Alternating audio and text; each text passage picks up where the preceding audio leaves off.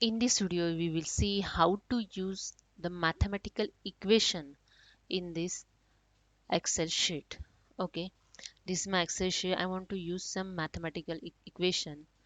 So when if you doing some your study level, you want to do some project and you want to add something data, some equation, so you can easily add in Excel sheet. If you doing if you maintain some data on Excel. Okay, so let's start. Just click on the insert tab. You get here the option symbols, click on.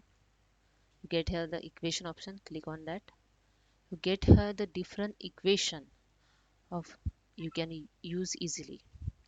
If you want to add equation, just click on ink equation and you can write here. If I want 1 is greater than 0, that's it. You can write it and insert it. Click on insert. You can see here the equation is added.